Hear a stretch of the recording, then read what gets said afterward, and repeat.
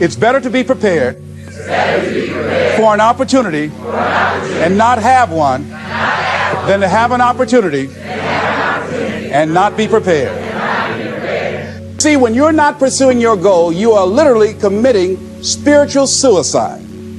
When you have some goal out here that you're stretching for and reaching for that takes you out of your comfort zone, you'll find out some talents and abilities you have that you didn't know you have. I started speaking just to elementary school kids because I knew they didn't know what I was talking about.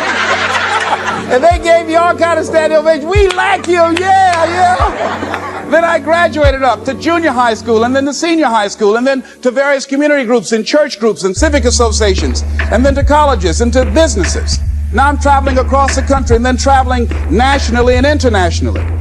But I never would have discovered what I'm able to do right now if I wasn't willing to take a chance. And you've got to be willing to do that. You've got to believe in yourself.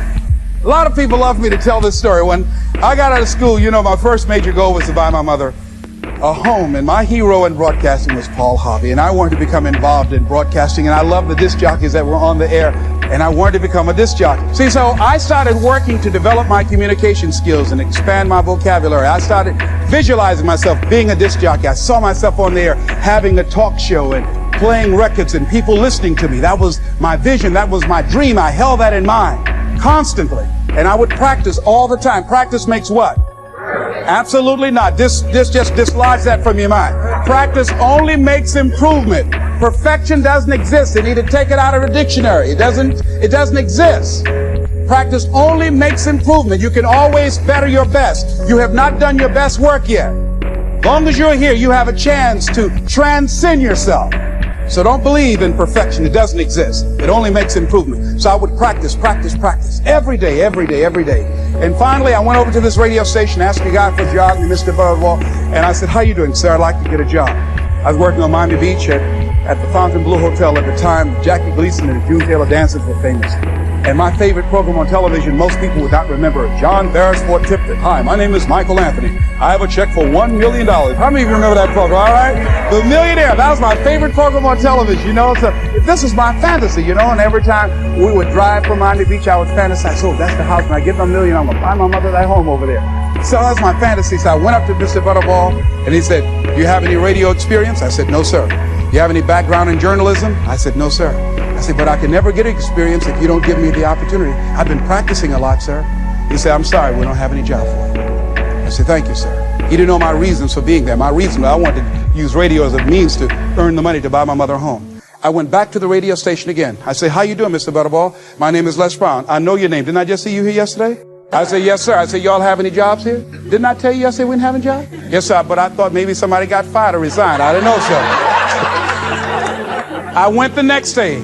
How you doing, Mr. Butterball? He said, yes. And I just didn't take it personal. How you doing? So y'all have any jobs here? Didn't I just tell you yesterday and the day before we didn't have any work? I went the next day, showed up like nothing was wrong, like I saw him for the first time. How you doing, Mr. Butterball? Y'all have any? He said, boy, make yourself useful. Go get me some food.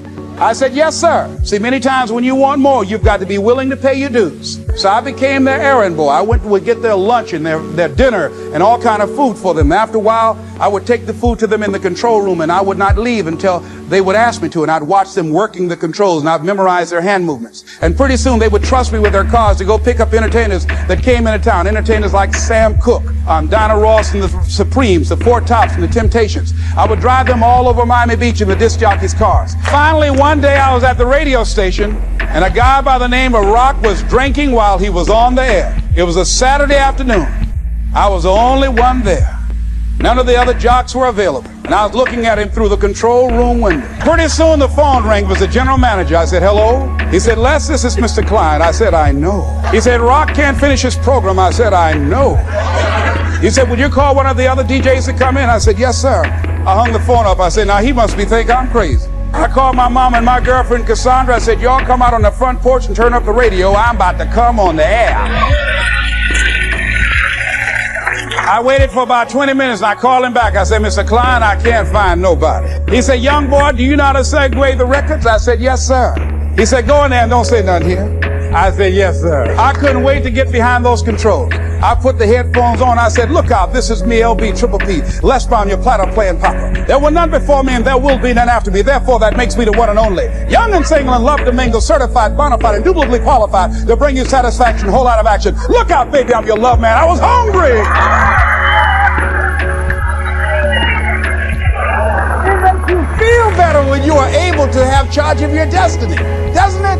Gives you a good feel. It gives you choices. You can do more things. Living a dream, changing your life, is hard. It's hard when you lose all your money, when you've given it the best that you have, when you have some major setback. It's hard. When a doctor looked at me and said the three horrible words no one wants to hear, you have cancer. It was hard to mobilize my mind and spirit, to listen to tapes and music and read scripture and be around other people and seeking out other prostate cancer conquerors to believe that I could do this. It was hard. Never forget, my son said, Daddy, are you going to die? Why are you asking me that? You're not going out much. You're not the bubbly personality that I know you to be. You're not talking much. You're spending a lot of time in the room by yourself, Dad. Are you going to surrender? Are you giving up? Are you going to let that doctor's opinion become your reality? Will my daddy see me graduate? Yes, son, yes. I'm going to fight. No, I don't think it's my time yet. I'm going to see you graduate, but more than that, I've got some other things that I'm going to do with my life. And I thank you for asking me that.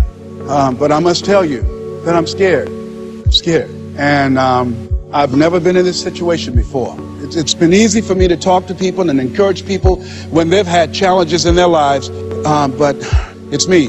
And I don't feel less than a man in admitting this to you. Yes, I'm scared. And I need some help.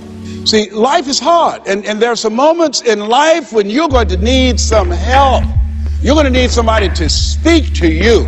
You're going to need somebody to say something to you. I have a friend of mine, Willie Jolly, who's a motivational speaker. He said a setback is a setup for a comeback. I had to listen to Willie's tapes. I have another friend, Kevin Brace, who's a speaker. He said, Les, come on, man, you can do this. You can make this happen. You can hit a home run. It's a done deal. You are Les Brown. That cancer's got to get out of your body. I said, talk to me, Kevin. Talk to me. That's what I need to hear. I needed to hear those words. I don't care who you are.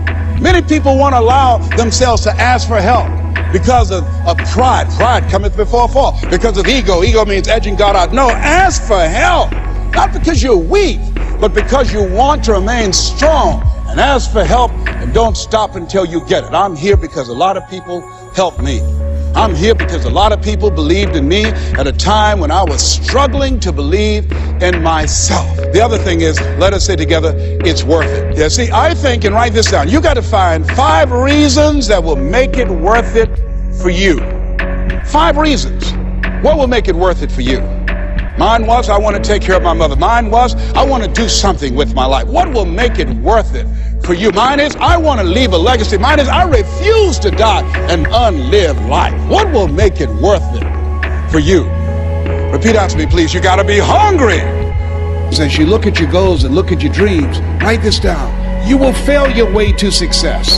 See, 85% of people allow their fear of failure to outweigh their desire to succeed. You're going to make some mistakes, and it's okay.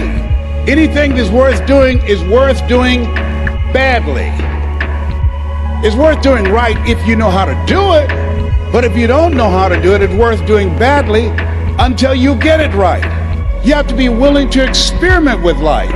I've done a variety of things, and I had absolutely no idea I had the ability to do those things. Here's what I can say about you, and I don't even know you. You've got greatness within you, but you will not discover your greatness in your comfort zone. You've got to be willing to get outside of your comfort zone, because in order to do something you've never done, you've got to become someone you've never been. And most people, they go to their graves with their greatness still in them. Maybe that's why one woman said in a moment of anguish, what if you live your whole life only to discover that it was wrong? Here's something else as you think about your goals and dreams. What's your why? Why do you want to do it? What drives you?